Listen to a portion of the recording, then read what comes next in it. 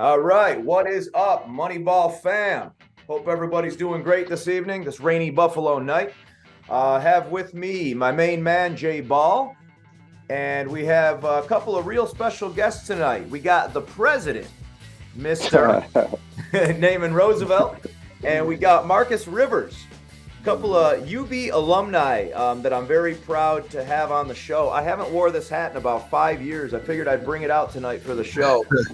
And I know now. I know why I haven't worn it, dude. This thing's ugly as That's a classic, yeah.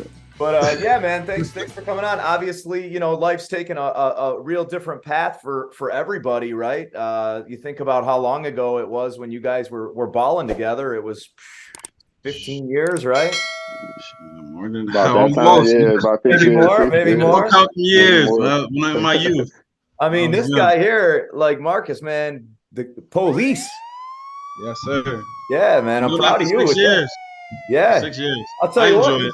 You bulking? Listen, you bulking, or is this? Or are you putting? I have to. When we dealing in these streets, man, I have to get a little swole, Well, I don't know. Is it that? Naaman, is it that, or is it too many Oreo cookies? Because I don't know.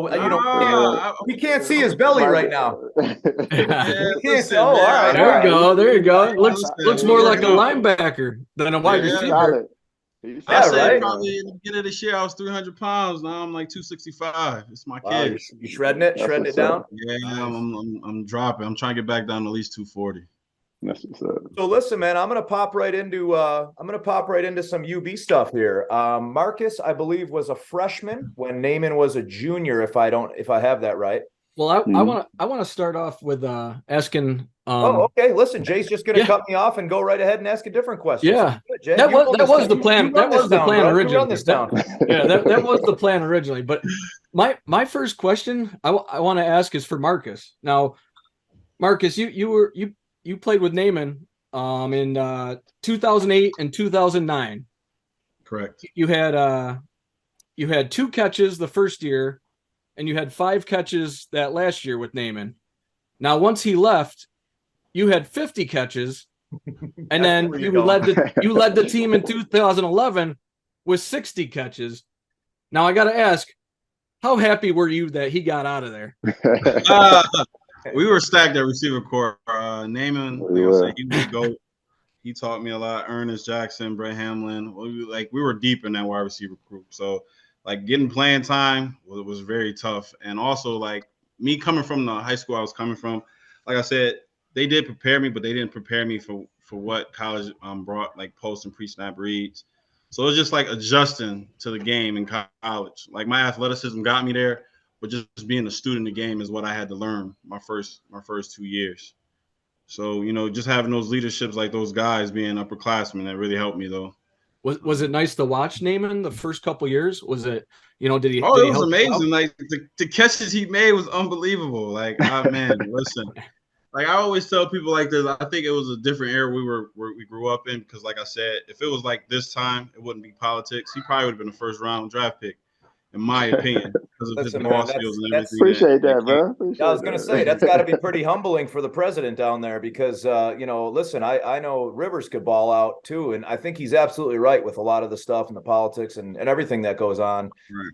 And, Marcus, obviously, I know on a more personal level, and I've seen him and I've watched him and I've watched him grow as a human and, as a ball player and as a human being. And what he's doing is absolutely remarkable. NAAMAN, I just got to watch you basically on the field, and see highlights. And Rivers ain't kidding, man. Some of these catches were ODB before ODB, or OBJ before OBJ, and ODB. Right. I'm talking old dirty bastard. Everybody not ODB. Guy. Everybody knows I'm a Wu-Tang guy, man. So, but and when before those catches were trendy and cool, you were making that stuff happen. I mean, the 1 year, 104 catches, bro, 1,400 yards. You went crazy against some really good. You know what I've always noticed with Mac Ball, always good DBs, right? It's always good defense. Now you have great offenses, sure, but I think more NFLers or maybe more ball players get to the next level on defense, in the MAC. Oh, for sure. Yeah, a lot of corners, a lot of safeties, for sure. Yeah. And that means you were burning those guys, I mean, it was a good league, especially back when we played. I mean, the MAC conference is one of the toughest. I always say it's the toughest guys, man. I mean, it's guys that's hard nosed, plays football, love football, and just from that cold weather too. So it's just like we just love football. Just a bunch of football players in that conference, and I think, I mean, it showed. Every team had a bunch of good players. Like Marcus said, we had a lot of good receivers. We had Ernest Jackson, Brett Hamlin, young TJ, Ed Young, Marcus Rivers. We had a lot of guys that were like ball players, man. So we had Coach Gill did a great job of recruiting, especially around the area, man.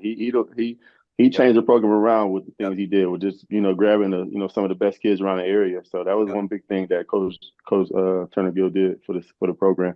Which I think was really smart. Instead of going, it's kind of like, man, you can look in your own backyard and find the talent, and you don't have to really go that far. And I think it was really special. UB had something real special back then that I've really never seen collegiately. Like, forget the family, right? Because you guys any team becomes a family. But with Turner and the guys that you had, and I know a lot of you guys still keep in touch and everything. And like you just said, well, a lot of the guys were from the area. It was just so unique, Tell me a little bit about, playing those seasons, obviously. And who was it? Drew Willie, I think, was throwing you the ball. Drew Willie, yeah. And you guys were such underdogs, and then just coming out and lighting the lamp, man. I mean, tell me about your approach every game and how Turner would set you guys up for these games. Yeah, well, I mean, first of all, man, he got rid of a lot of people, man. He was like, his big thing was discipline. So he got rid of a lot of the guys that were there before us, where he was trim just the like, fat. I call it trimming the fat, right? Yeah, for sure. Yeah, like if you're not getting with it, if you're not on time for meetings, if you're not going to class, if you're not doing this, you're not doing the little. That's what he said. If you're not doing the small things, then I mean, which add up to the big things, then you can't get it done. So he got rid of a lot of people at the beginning, which was crazy. But he wanted it his way, which was the best for us. So discipline was a big thing with just doing the small things, going to class, being on time for everything. Being a good person off the field was his big thing too. So I think he just got a bunch of people that wanted to play football, that loved playing football, that wanted to be great, and just brought us all together. And I mean, it was just amazing to see. Like every year we got better and better, and we started believing. Especially my junior year, where we won the championship. Man, I mean, we believed in each other for sure. We was fighting every game. We was going. Every game was almost last minute, comeback wins, and crazy stuff was happening where we just were just believing. So I think that was one thing he taught us, was discipline and believing in in yourself and each other for sure. And Marcus, you were kind of, I wouldn't say along for the ride. I mean, you were obviously part of the team, but that was your freshman season. You had a couple catches. But how cool for you to go in. That was that same year, right? Oh yeah, when we won MAC, yeah, I dropped 2 passes. I wasn't ready. Hey, those were both first down catches, and they were we won. That's all that matters. We won. That's it. It was growing from there. They were at crucial points of the game, bro. That's what you got to say, man. Yeah, it is what it is. Like I'm a realist about everything in life. So yeah, me dropping those passes.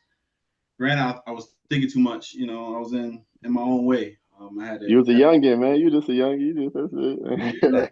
Right. Baby. Like I said, we had a brotherhood, so it was like, all right, brush it off, move on, let's go. What's the future hold for you? I couldn't even dwell on it, so I kept putting the work. Jug machine, like I said, we had a great coach, Juan Taylor, and I feel like we did have like one of the best receivers corps in NCAA at that time. Sure. Stats never lie. I mean, we had NAAMAN and Ernest who led it, and we had a great slide in Brett Hamlin. So I just feel like those 3 guys, man, they didn't get the recognition they were supposed to, and we had a great team. Yeah, you really did. I mean, you had guys breaking all-time school records. I want to say James Starks. Yeah, was the running back, and Drew Willie was breaking records, for you guys. I mean, so NAAMAN, you're still the all-time leading receiver in catches and yards. I mean, how impressive is that? Still 17. It's pretty. I know it's pretty crazy. I'm not gonna lie, it's crazy though. Still 17 years later, man, still holding. Yeah, it is crazy though. I know. I try to go back when I can and like talk to the guys and help the young receivers out and stuff like that. I still try to help, but I mean, it is pretty crazy. We threw a lot though too, man. Drew Willie was a baller, man. He was probably the best quarterback in UV history. To me, if I'm saying it for sure, because I think so too. I really do. Yeah, he was a baller for sure. So we just had a good core, man, and a good group of guys and a good coaching staff, and we wanted to, man. We believe, man. I remember we used to look at Boise Stadium, like, man, why we can't be like them? Like, we could be like them, a team like that. Right. Air a attack, mid-major school, yeah, for sure. 70 points a team. game, and yeah. So that's what we saw that as, like, damn, we could do it like them for sure. So that's what we believed in. That's an excellent segue, into where I was going. So we could sit and chop it up about the glory days, all day. We could throw some Bruce Springsteen on and talk about the glory days, right?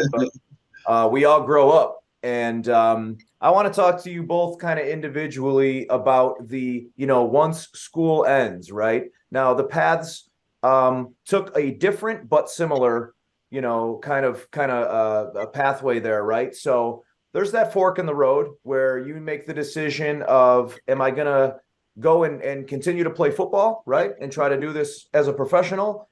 Or, do I need to is reality smacking me in the face here? And do I need to go and do something else? And, Marcus, I know you had a couple of practice squads, right? So I guess individually, tell me, and we'll start with you, Marcus. Tell me, when that ended, the senior year, which was your best year, I want to say, right? No, I'll say my junior year was the best year. Jerry Davis was my quarterback. And then my senior year, it kind of was like, we got a new new quarterback and everything. We didn't gel as well as we were supposed to. Okay. All right. Yeah. All right. My bad on that. But then, so the senior year ends, and just like I had said, when it's decision time, how did that whole path go for you? Like, can you take us back to that time? Honestly, it was just like beginning of my senior year. It was like meeting up with agents and talking to agents and their projection of where I could be, and being considered a nomination for the top receivers in preseason polls. So that kind of was like, okay, eye opener. I have opportunity to probably go to the league. Yes. Grinding, whatnot. Got picked up by Green Bay. They were already stacked. So basically, you were fighting for a practice squad position. Yeah. After that, I went to Canada, Calgary. Got out of that contract to go to Baltimore. I thought I was going to make that squad because all the articles and just like me, what I was doing to the first and second team. And then I'm like, oh, I'm about to make the squad. My mom calling me, everybody. And I'm like, just don't feed into that. And I think it was a moment where we had a 2-minute drill. And I had like 6 catches, probably like 60 yards. And everybody was chanting my name. And then like I think the media relations guy, all the media wanted to talk to me. And he told me he was like, no, Marcus, we'll bring you in if we need you. And that right there thought in my head, like, nah, I don't think I'm going to make this team. Because the day I should have been interviewed, but they didn't interview me. And then, like I said, just in my head, it's just like in hindsight, you really think about it, like, man, if I did all this time, all these job opportunities I passed up. And then it's just like, all right, well, now I got to start all over. Because, in your head, you never have a plan B, C, or D. You like league or nothing. Yep. So it's just all that work you put in, all that grind time, and like I said, the road to the league is like very fun and exciting. But like I said, I knew I had to grow up, and I knew my window was shut, kind of. So I just decided to take the civil service exam and come back to my school and coach. Yeah. It had to be a little bittersweet. When Green Bay called, because you're excited. You get there and you get on the field, and all of a sudden, what are you looking at? I'm looking here, Randall Cobb, James Jones, Jordy Nelson, Greg Jennings, Donald Driver. I mean, what's going through your head? First thing I was thinking, I called my agent. I was like, why did you send me here? He was like, why? I was like, cause they're only keeping 5, 6 receivers. Like, why am I here? It's like 20 of us. We're competing for like 2 spots on the practice squad. And he was like, no, you're going to do well. And I'm like, no, this is the worst decision ever. I already knew it was bad because like it was times where like Donald Driver, he used to tell me, Marcus, go to my locker, get my Twizzlers. So I had to leave the meeting room and get his Twizzlers.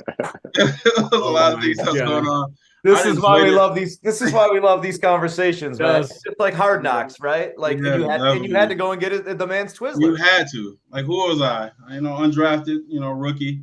when I'm going to say no. But it was kind of cool, like that experience. Yes. It made you value like living the moment of it. But like I said, like I would never take it away from it. And like I said, me coaching high school now, I tell the kids like, hey, listen, if you think high school is hard, wait till you get to college. And if you think college is hard, they think you're a machine if you ain't like a first round draft pick. You are a machine.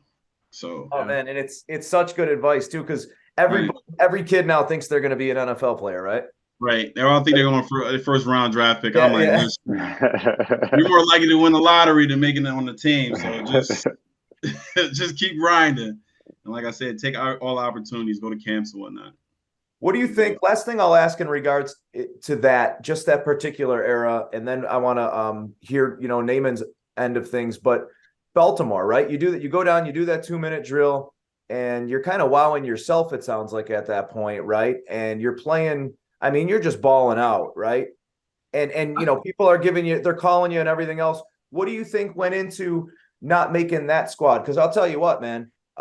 Again, I've seen you play, and I know Baltimore Ravens receivers. They've never been known for wide receivers. They're still not known for wide receivers, and they could have used DeMarcus Rivers. What do you think went into them? That final decision.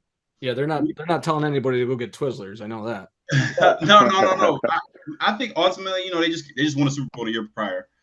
And like I said, when I spoke to GM Ozzie, he basically just told me that the receiver core is young.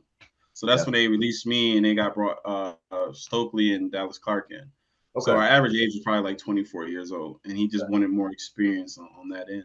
Okay. But as far as me not making it, I was upset, and everybody was shocked when I got released. I remember Ray Rice saying, "Take everything." So he was really cool though. So like I said, Ray Rice and all those gentlemen, I always appreciate having them. Dude, I remember those years, and personally, at that point, I thought you were on that squad because I knew you back then. I thought you were on the squad, and it's great though that Ray Rice, and these guys, right, like these huge names that you got to go and experience all that. Right. You're the second guy too we've interviewed. Remember Gus Farrat told us he couldn't take his helmet with him. He said he tried to take. You get charged for everything. Man, he said he tried to take his Lions helmet. They said no. Now Gus Farrat's played on 15 teams. He's like a Fitz, right? He's a journeyman who's played all, and he wanted a Lions helmet. They told him he had to go buy for it, man. Yeah. Which I don't understand though. I think you should get something. Yeah, of instead course. Of the cleats and the gloves that you have, they should give you a jersey and a helmet, like a goodbye gift. Yeah, I would have stole all that stuff, man. I would have stole sweatsuit or something. Give you a sweatsuit. Yeah, that's what he was trying to do. He was trying to pack the helmet. I'm like, man, I'm not about to pay for this helmet, man.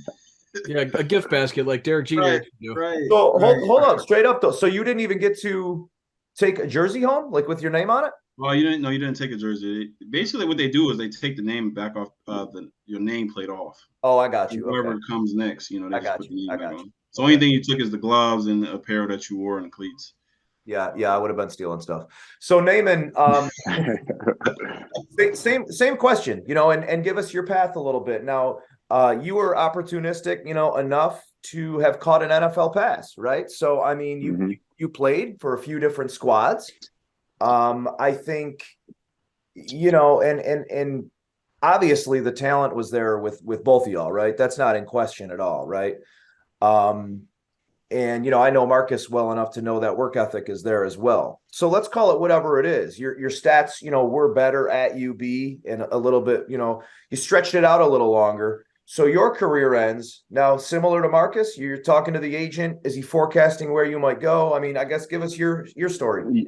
Yeah. So I mean, at the beginning, it's like, Facebook was around. That's when Facebook was around. And agents just hit me up out of nowhere. Just in my message, just hit me, hey, I could do this, do this for me. So I ended up getting with Drew Willie's agent, Dave Butts. So me and Starks got the same agent that year. And so going into the draft, me and Starks, we went down to IMG and trained and got ready for our pro day and stuff. So did that. I know my only knock was my 40 time. I wasn't a 40. I'm a more of a gamer. Like I'm not a running track. A track guy. I was more of a football player. So my thing was 40 times. So that was my big thing of working on my 40 times. So do you remember what you ran? Do you remember what you ran? I think it was like a 4.56 maybe at pro day. Yeah. Something around that time. Yeah, 4.56, 4.57 around that time. Which is still blazing. Which is good. Yeah. But I know what you're saying. But they want the 4-4 guy, especially if you go to a smaller school. They want a 4-4 guy like that. So the draft come around. My agent like, okay, you might get picked up. We say 5th, 6th, 7th round around that time. So teams get the call at around the 5th round. Like a receiver coach for the Rams call, like, hey, I'm telling them to pick you, and we got a pick coming up in the 5th round, and I'm telling them to get you, and no, don't hear nothing else about it after that. They go to 5th round, go on, don't hear nothing. And then another team, I think the Jets might have called in the 6th, like, hey, we're gonna do this, and I'm telling them to get you. Then Buffalo called in like the 7th, like, hey, I think we're gonna pick you up in this round. So nothing. That was my draft. That was my draft. Just going on about depressing, right? It's sad. Yeah, right. I'm outside. It's gotta be. Yeah, it's gotta be a little. Yeah. It's gotta be sad. Yeah. It's tough though. Yeah, it's tough, especially to just play the waiting game. So I'm outside just shooting baskets. I'm not even trying to pay attention to it anymore. I'm just shooting hoops outside my neighborhood. Yeah. So right after the draft end, I get about 4 or 5 teams call me with like contracts and stuff like that. So me and my agent like, let's find the best roster that we can with the with the receivers that that need receivers. So we look at Chicago was a possibility, and not Green Bay. The Jets, not Green Bay. No, wait, no. The Jets and Buffalo. That was the 3 teams. The 3 teams like, all right, let's look at their rosters and see what they got. So Lee Evans was the only guy at Buffalo where we like, okay, Stevie Johnson was still young. This is like his 2nd year in the league, so nobody heard about Stevie yet. Yep. Who else was there? I forgot who else was there though. But so we like, I can't even think either. Donald Jones, right? He came in with me. No, Donald came in with me. Yeah, my year. Yeah. Okay. So Donald Jones came in with me. Marcus Easley came in with me. David Nelson came in with me. So we all. There was somebody else there that we're not thinking of. There was somebody else there next to Lee. Yeah. Let's go. Get on this, Bruce. Where's our research team? Bruce. James Hardy. Really? Tall. Yeah. 6'6" guy, right? Yeah. He was there. High expectations. Roscoe Parrish. Yeah, my dog. Roscoe Parrish. Roscoe Pico Train. Yep. Yeah, he still owed me my Boondocks, man. he still got my Boondocks DVD, but right. He still got my Boondocks. So we looked at that roster, was like, all right, let's do Buffalo. So chose Buffalo, and it was a great experience. I mean, learning from Lee Evans, man, that was probably one of the best things, that could have happened to him. Learning from, like, he was just a pro's pro, man. He came in, worked hard every day, didn't say too much. He gave me a tip on using, I don't have my thing, but it's like a grip thing for, to grip get your hands stronger. So that's all he did. Yep, the whole time in meetings, all he did was just use that, get his hands stronger. Those they're the ones with the little springs on them, right? The springs, and you just all day you just doing this. Yeah. So he's every meeting, every day he used to be doing that. He's like, hey, you got to get it, bro. So he got me on that. Then this was Stevie J. He was blowing up, man. He was killing people in practice, and we saw like how special he was going to be. So I mean, the experience was pretty dope to do that. So I was in Buffalo about for about 2.5 years, on the practice squad, on off the practice squad. Yep. Making it to the end of training camp, getting released, and then back again. So it was a lot mentally. Like like Marcus said, mentally, man, it's tough on you mentally, like because you just don't know. And any day you could be released, man. I saw you could drop a pass in practice and you could be gone the next day, like for real. They give you a pat on the butt and tell you to go home. You know what? So, and all joking aside, though, your whole life is really like put on pause for a minute, because because you're not going to go and try something else because you're on a practice squad and you know how close you are. But then again, you like you just said, you drop a pass and you're done, and you're like, oh man, guess what? Now what? So yeah. So you're on pause, man. Yeah, so I mean, I was like that because I was in Buffalo, then did a couple of workouts, went to Cleveland, ended up getting injured out in Cleveland, then went to Detroit, was out there just for like OTAs and stuff, then went back to Buffalo for training camp, and then I was just tired of moving around and doing stuff, and I'm like, man, I thought I was done. Wasn't Chicago in there for a minute? No, I didn't go to Chicago. Never I went to was supposed to. Chicago? Okay. No, I never did. So yeah, I did a bunch of workouts like Chicago and the Patriots and who else? I forgot who else, but yeah, I How was just about the doing Jets workouts too? and Maybe the Jets. yeah. I didn't do a workout for the Jets. I coached, I did too. So that's the thing. It was just man, so much of just making sure make sure I was ready, making sure Right, my right, body good, making right, sure I'm right. staying ready. So that's mentally that is tough because you just you put you hold stuff off because it's like even the CFL called me a couple years before I even came up here. It was like, hey, you want to come play? And I'm like, no, I'm still doing workouts with the Still NFL. I'm grinding. still Yeah. trying to do this. Yeah, still grinding at this grind. So, and then after eventually, I was like, man, I thought I was done playing football after the NFL. I'm like, all right, I'm about to figure my life out, about to figure out what I want to do after football. And then that's when Saskatchewan called, and ended up coming up here and end up, making a name for myself. So it's been a crazy experience for sure. And, now I'm coaching. I'm actually working right now, drawing the plays. So Yeah, I see you doing that, and man, I really, like I thank said, you. I really do appreciate taking the No, time no because I doubt. noticed. I know, man, you guys are in season, and this No, is, yeah. So we here, your man. season started, right? Yeah. It's my first year coaching, and I'm realizing how much work they put in, man. We here all day, man. You're an offensive coordinator. Receiver. Oh, receiver. Okay, just receiver coach. Yeah. Okay, okay, Mm-hmm. not just receiver coach, but yeah, wide Yeah. receiver coach. Now, how is that in that transformation of now? Do you get to feel? Lee Evans was a guy who kind of mentored you, and he had the squeeze grip thing and little things that you remember. And Mm-hmm. now, as a receivers coach, you see the young bloods coming in, right? And you get to Oh teach yeah. them things, right? And you're 35 years old, man. You're not some old Mm-hmm. dude, so you can still get out there and rip routes, I'm sure. Oh You yeah. know? I still put my cleats on with these boys, and Yeah, and that's so how is that transition? And I guess, I mean, are you loving what you're doing right now? yeah. I mean, just being around football, and like you said, man, every day is something new.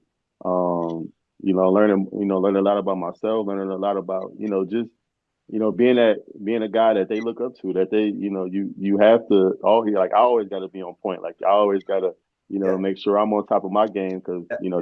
they looking at me for that. And So I'm mannerisms always and things like that, like off the yeah. field So stuff. Yeah. so I'm always giving them pointers about just life stuff, about girls and people to hang out. I've been up here for a couple of years, so what club to go to, what club to not go to, Yeah. stuff like that. Where it's just I had a bunch of older guys up here that helped me out with that stuff too. So just teaching them about football, but also just about life stuff for sure. Yeah. And Marcus, you got to be doing the same thing, right? You're coaching high school, right? Yeah, just my first year being head coach of football. I was head coach of basketball for like 5 years. But this is my first year. We just got finished our Section 6 meeting. Like Naaman said, man, mentoring these kids. But the difference between him, he has grown men. I have kids who know it all. So, like I tell all the parents, we had a meet and greet on Saturday, and I told them I'm hands on. I'm old school. So, like I said, they were understanding. They agree with it. I'm like a father figure to a lot of these kids. So, like I said, the way I walk and everything is crucial. Yeah. Even in practice, like I tell the kids, if I'm doing it, you're doing it. So when it comes to conditioning, I'm tired, but I turn around and I'm like, breathe, Marcus. Yeah, but I keep going. I absolutely love that though. You guys are both practicing what you preach, right. And you're going out and saying, listen, if I'm going to make you do it, I'm going to do it too. Right. Exactly. And they were receptive to it and understanding. Like I said, everybody keep thinking we're going to have a rebuild year, but like I tell everybody, man, we got a special group and they're buying into it. Like I said, we start Saturday, so I'm just excited to get started. Yeah, man. Everybody's getting hyped for this, right? Me as a fan, Yeah, and y'all as coaches, and Jay is still playing Pee Wee ball. So there's no wrong with that, baby. Yeah, right. It's funny though, man. It's how life it does this 180. And Naaman, do you have children? No, not yet. Nope. Okay, so all of us old timers here, we all have kids, right? I have 3 boys. Jay's got 2 boys. Marcus, boy and girl. Yes. Right. So yeah. wait till that, Naaman. I mean, that's that's a whole nother ball game. I know. I'm like, man, I've been trying to hold off as long as I can. You'll start getting that pressure soon, bro. Yeah, it's about time. I know. For sure. Well, listen, man, I can't thank you guys enough, like I said, for taking the time. Sorry for a couple of technical difficulties. We are going to finish it off with our rapid fire, right? So it's just something we do at the end. Jay's going to shoot 3 questions at you. I'm going to shoot 3 questions at you. And this is just kind of, how we end things. And obviously, I plan to keep in touch with you guys and follow along and, see how things go, both careers, and hopefully you never pull me over, man, because that means I'm getting pulled over for a reason. But Jay, you want to start? Yeah, but just right before I do my first question, I just wanted to ask: Have you guys stayed in touch, or is this kind of like a reunion? It's a reunion, man. I think the last time probably sent a text message probably a couple years ago.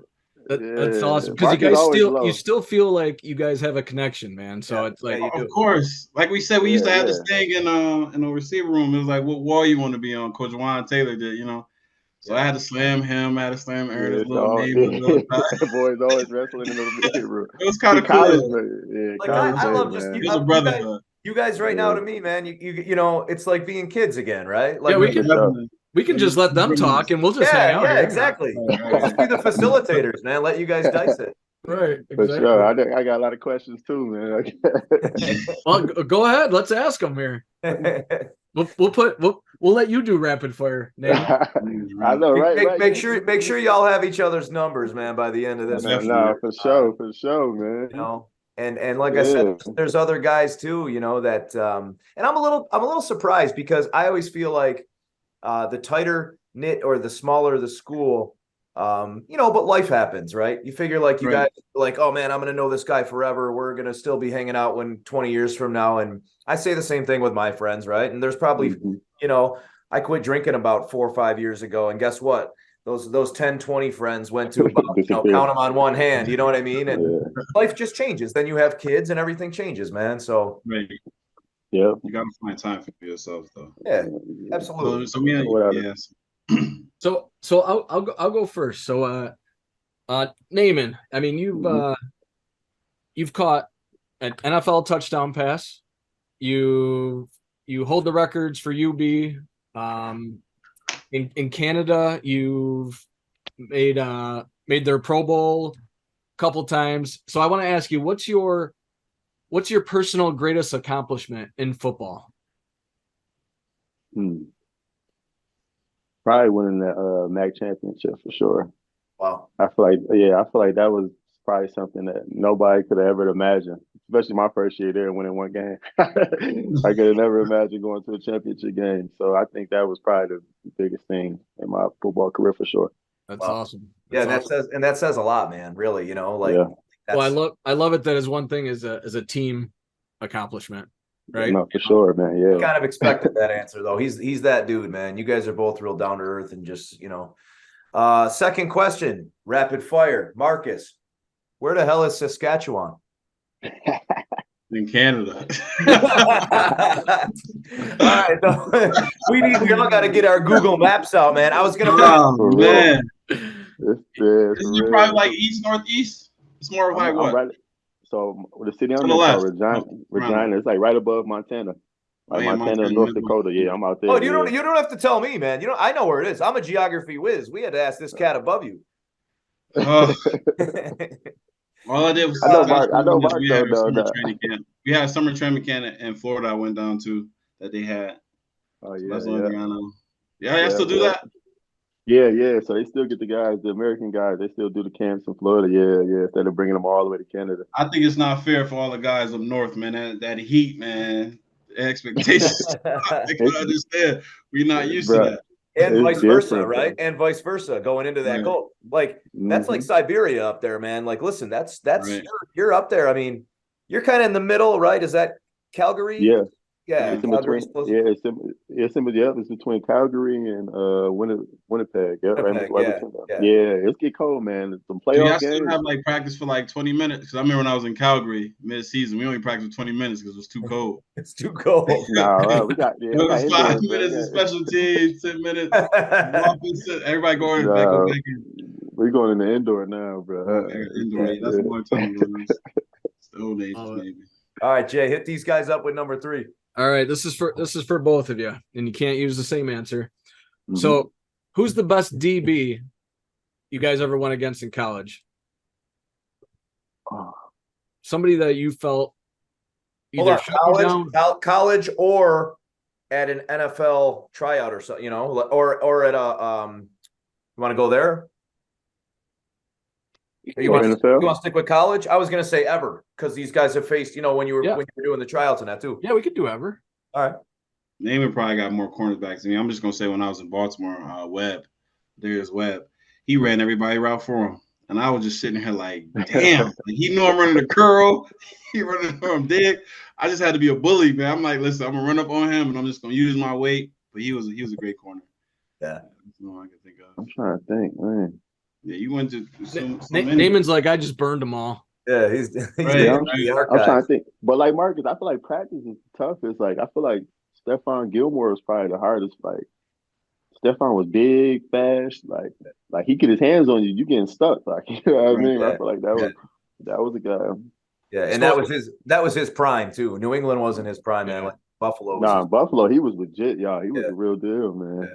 So just to be clear, it wasn't Devontae Shannon? Devontae Shannon. That's our guy, safety. But like one-on-ones, he ain't showing up. He ain't showing up. He ain't showing up. Keep him at safety. All right, I'm gonna give you both the one I ask everybody, and I'm running a tally. Buffalo. You guys like the drums or the wings for your chicken wings? Wings for sure. Man, well, I think the last 6 or 8 have been wings. We had a good run of drums because I'm a drum guy. I like dipping them. I like dipping them without wings. You got more meat. It seems like, man. It ain't tough. It's kind of tender. I don't want to work for it like that. I don't want to work for it. All you doing is snapping. So there is a different method eating them too, right? Some people go right in, pull it out, got all the veins, everything. You just eat like people crunching on the bones. I'm just taking that drum, I'm dipping it in, and just maybe 3 bites around. Yeah, I'm breaking the wing apart. You're breaking the wing. Okay, you guys are breaking the wings. Maybe maybe I'd like the wing more if I worked on my technique with it. Yeah. You breaking the apart. Yeah, you got. All right, fair, fair enough. I told you this would be real serious questions. Yeah, right. Now I appreciate it. It's good.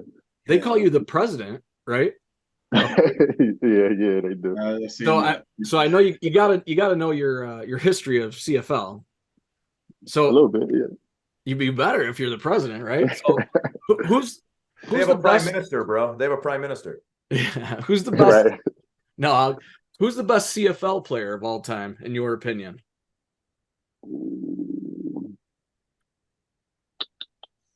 That's tough. I got one. Probably is George Reed is a running back that played out here. He got the most rushing yards in CFL history, and he played out here in Saskatchewan. Okay. And he the real deal. Yeah. He was pretty good. Watching his old highlights, yeah, he was. I remember Doug Flutie. Was huge. Rocket Ishmael. Was huge. Rocket Ishmael. And Warren Moon too. I forget Warren Moon. I forgot Warren Moon. Yeah. He won like 3 Grey Cups in a row up here. Now he was he was a baller too. There's so much talent, players, man. It's so much. Like when you come up here, it's like, damn, like what you doing out here? And some people can't, man. They can't. Right. Either they can't. The NFL might be politics, or they can't stay off the weed, or it could be anything like that. Well, because it's less. I mean, they are obviously less strict, right? Yes. Yeah. No, I gotta ask. They want you high before the game. Does Marcus bring you? Does Marcus bring you talent? Right? Because you just said you got to keep him from high. So Marcus pulls him over. They got then they come up here. They got some cleats and a big bag of something, and hey man, I got a guy, man. I got a guy for you. I got a guy 6'4". Yeah, he's a beast. He's a beast. It was hard to take him down. Exactly.